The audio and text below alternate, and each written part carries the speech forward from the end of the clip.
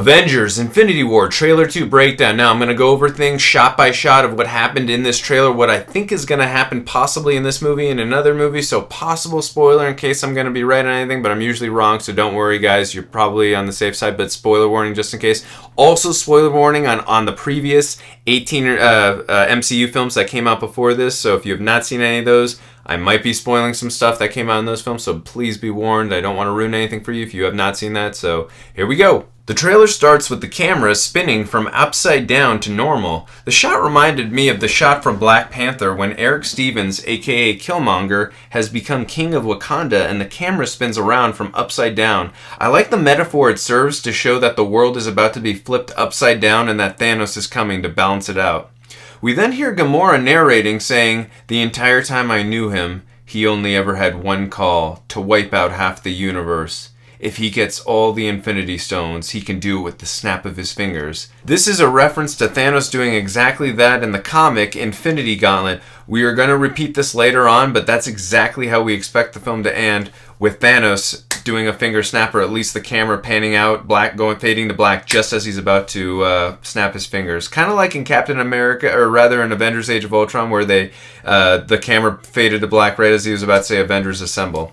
While we hear Gamora narrating, we get a shot from above panning down on Black Widow, Bruce Banner, and War Machine. I'm assuming that they are either on the Quinjet getting ready to go to Wakanda, or they actually are on Wakanda. We also get a shot of the New York Sanctum Sanctorum, and if you look in the window, reflecting off of the window is what I originally thought to be one of Thanos' Q-ships, but then I looked a little bit closer, and my guess is the fireball in the sky at the beginning is the Hulk, not the Q-ship, because when we cut to the Sanctum, we see the fireball's reflection in an unbroken window, but then when we see Bruce Banner in the very first Avengers Infinity War trailer, the window is broken behind Doctor Strange and Wong. We then get a shot, which we saw in the last trailer, of Thanos putting the Space Stone, which is blue of course, into the Infinity Gauntlet, and the Power Stone, which is purple, that he of course got from Xandar, is already on the gauntlet. I know we have only seen 2 stones on this shot, but I wonder if Marvel is going to do what they did in Thor Ragnarok, where they showed us trailers of Thor coming down from, the Asgardian kingdom to the Rainbow Bridge after striking down Hela with lightning, and we see that both of his eyes are intact, and obviously if you've seen the film, you know that he's missing an eye. I wonder if for spoiler purposes, there might be more stones in there that they're not showing us, but again, we're going to just have to wait and see. After that, we get a quick shot of Gamora finishing her narration with snapping her fingers. In the comics Infinity Gauntlet, Thanos assembles all 6 of the Infinity Gems, snaps his fingers, and instantly wipes out half of humanity. I fully expect this film to end with Thanos snapping his fingers, as I mentioned earlier. We then get a shot of Tony Stark in the Sanctum Sanctorum saying, "Tell me his name again." I think Tony Stark is talking to Doctor Strange rather than Gamora, and it's just more trick shottery because Doctor Strange already knows what's coming, as we found out in the prelude comic to this film. After that, Gamora says Thanos to make it seem like again she is answering Tony Stark's question, but they're in different locations as she is aboard the Milano, most likely speaking to Thor and the Guardians, and again, Tony Stark is in the Sanctum Sanctorum. We then get a great shot of Thanos taking off his helmet. In my opinion, this is either him on Xandar destroying the place and getting the Power Stone, or the orb, or it's a flashback scene that we are going to see later on in the trailer with him and Gamora. We then get a really cool shot of Peter Parker putting his mask on the side of the school bus and then en route to a school field trip. We know from the last trailer that Peter does this right after his spider sense tingles and he notices Thanos' Q-ship.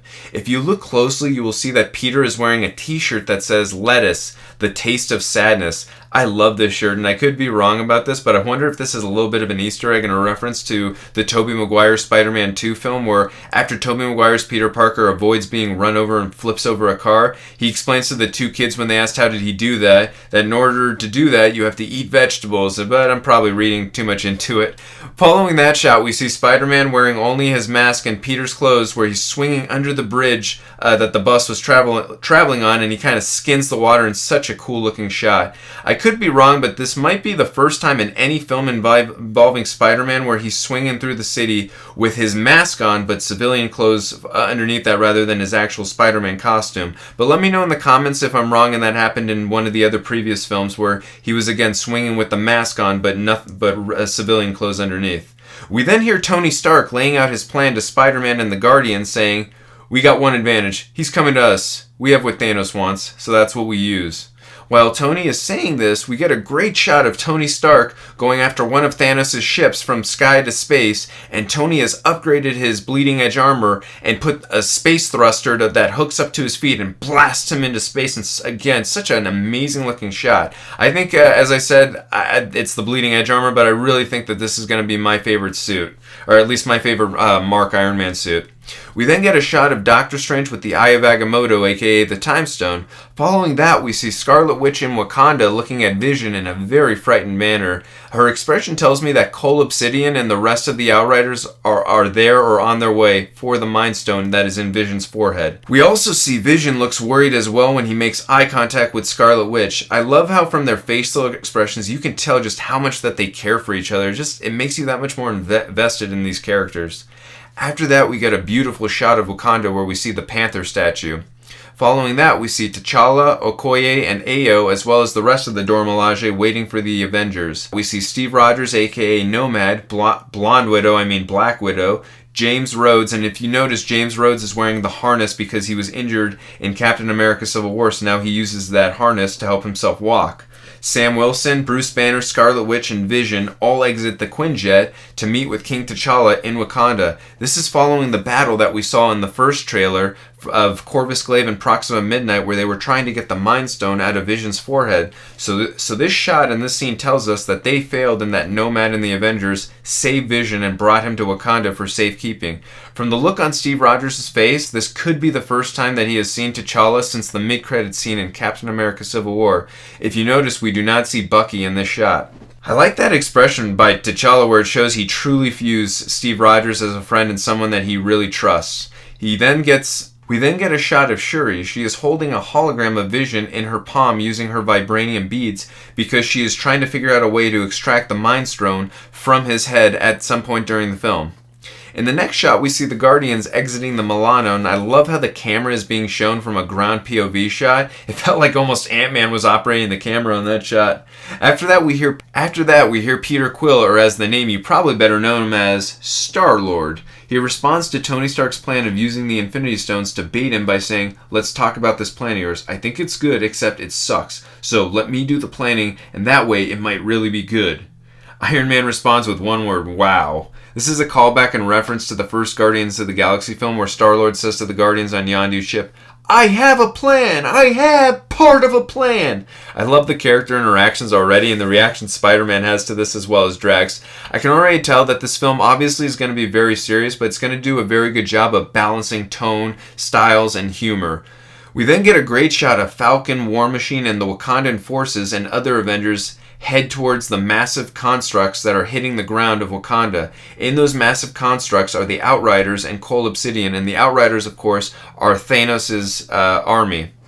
Following that, we see T'Challa and Steve Rogers in one of the Wakanda ships heading for the massive constructs. After that, we see another Wakanda ship carrying Black Widow and the Winter Soldier on it. I love the color of his new vibranium arm. The old one was silver and red and had that star on it, and this one is black and gold. I wonder if it's a nod to King T'Chaka, the Black Panther suit colors that we saw at the original, the King T'Chaka was wearing at the beginning of Black Panther in the scene with him and Prince Naboo. So I wonder if it's representative and homage to those colors. We then see the Hulkbuster suit, which is being operated by Bruce Banner, and I'm really hoping he is staring at Cole Obsidian. I cannot express how I'm going to scream like a little boy when Cole Obsidian rips the Hulkbuster suit apart and Banner then transforms to the Hulk to give him a beating like he's never felt.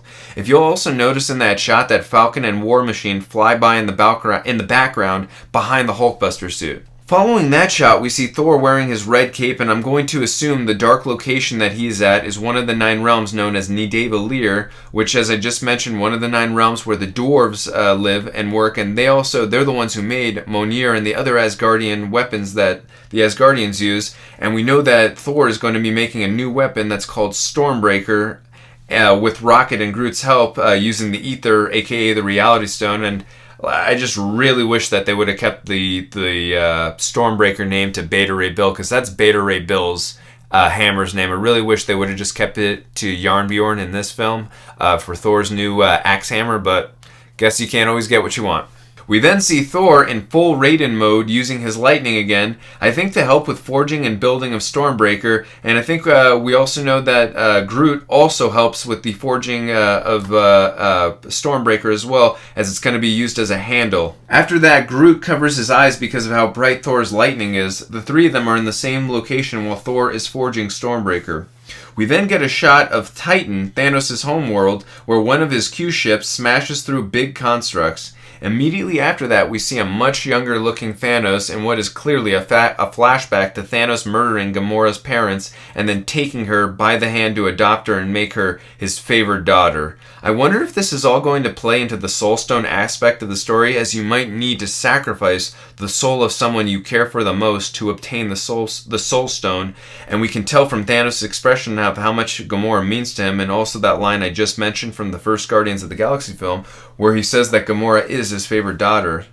We then see a young Gamora who has no other choice takes Thanos' hand after witnessing Thanos murder her parents. I love how they're exploring Gamora and Thanos' backstory in this film and their history together. We then see Thanos and Gamora walking away holding hands as Thanos' forces are holding their weapons at the race of people who are like Gamora. I'm sure other people think this as well, and Thanos is going to give them the order to kill everyone there. I could be wrong, but those forces really seem to resemble the Chitauri. If you remember, the Chitauri were the army that Thanos lent to Loki during the first Avengers film.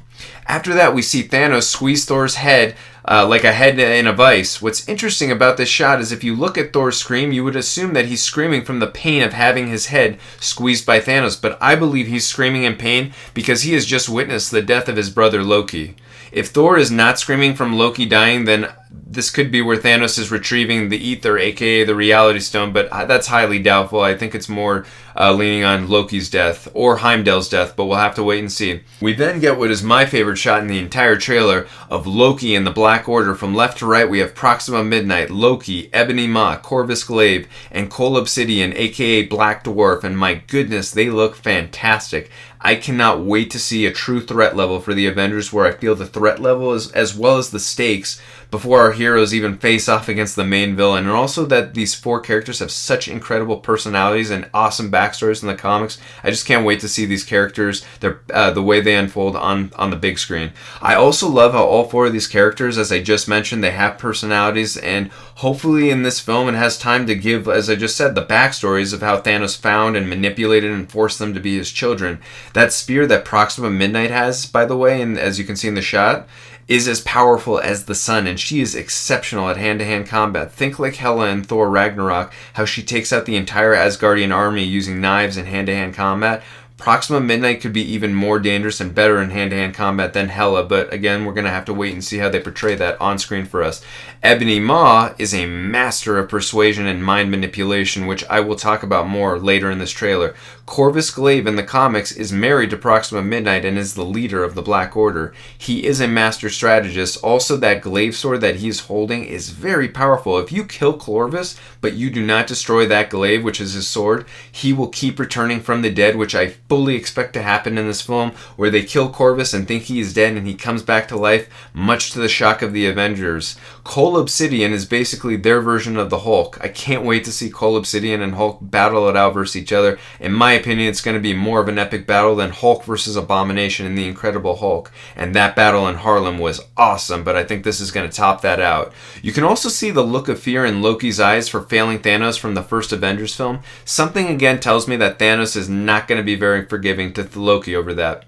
We then get a shot of Thanos holding the Tesseract before smashing his left hand and revealing the Space Stone before he puts it in the gauntlet. I also love how they show how powerful and strong Thanos is by just squeezing that Infinity Stone like it's nothing and then just putting it in to the gauntlet and having no problems with holding it and just putting it in, because we've seen in other MCU films that when characters hold those objects, crazy things can happen to them, and with Thanos it's not an issue, so it just shows you the threat and power level that this character has. After that, we get 3 quick shots that I love of Bucky loading his weapon, followed by Steve loading his Wakanda Vibranium arm gauntlets, followed by T'Challa readying his claws for the Outriders that are charging. Also in the background, you can see the Hulkbuster suit that is being piloted by Bruce Banner. Following that shot, we see T'Challa's mask assemble over his face. This is the same shock-absorbent suit that we saw from the Black Panther film, but I'm sure that Shuri has given him some upgrades. It's a shot that reminds me of Star Wars Episode 1, The Phantom Menace, and also Harry Potter and the Deathly Hallows Part 2, where the shield is protecting everyone in Wakanda, and once the shield barrier is broken and the battle begins, it really, again, just visually reminded me. And I guess I could say that it also happens in Thor the Dark World, when we see the Dark Elves invade Asgard looking for the Ether, and then Curse breaks down the shield barrier on Asgard. The next shot, we can see thousands upon thousands of Outriders trying to break that shield. Right after that, we hear Thanos again, this time saying, "perfectly balanced, as all things should be." If you read between the lines, he's saying it's not fair what happened to his people on Titan, and now that he must balance out the universe in the same gracious manner that his planet of Titan was balanced out. While Thanos is speaking, we see that Doctor Strange is on Titan, harnessing his mystical energy, and if you notice, he is working together with Star-Lord to make standing platforms wherever Star-Lord needs to go to be able to fight Thanos and shoot at him. In one of the shots, we see Star-Lord avoiding a purple energy blast that is being shot at him from Thanos. I wonder if that is the energy blast from the Power Stone because it's purple, and we saw in Guardians of the Galaxy, when the Guardians killed Ronan the Accuser, Star-Lord shot a purple energy blast that looks very similar to the one he just avoided from Thanos. Following that, we see Star-Lord in a shot that is flipping back to upside down, like where and how the trailer started to show that Thanos is balancing the universe in his mind. We then get a shot of Scarlet Witch showing an expression of fear and panic. I'm going to assume this is when Corvus Glaive and Proxima Midnight come in to get the Mind Stone from Vision, and Steve Rogers and Black Widow save the day. After that, we get another one of my favorite shots in this trailer of Doctor Strange being tortured by Ebony Maw. If you look closely at the spikes that are used to torture Doctor Strange, they look exactly like the magic spikes of Caecilius and his followers in the Doctor Strange film. What's going to be interesting when we see the film, is this really happening, or is Ebony Maw planting that in Doctor Strange's head and making him see that he is in pain? I would also love if Doctor Strange was playing him and pretending to be in pain and making Ebony Maw think that he is beating him when in reality he's playing him. That would be the ultimate hell yes moment, but again, I expect that Ebony Maw to get the Time Stone here, and the next time that Doctor Strange battles it out with Ebony Maw, Doctor Strange is going to do just what I described, where he plays him and manipulates the manipulator, Ebony Maw himself, and it's going to be so epic when Doctor Strange takes him down, as well as when Ebony Maw takes Doctor Strange down, so I can't wait for that. Following Doctor Strange screaming in pain, we get an incredible looking shot of Ebony Maw using his index finger to taunt Doctor Strange to be quiet and that he is in control of him. In the next shot, we see Outriders charging at the Avengers and the Wakandans.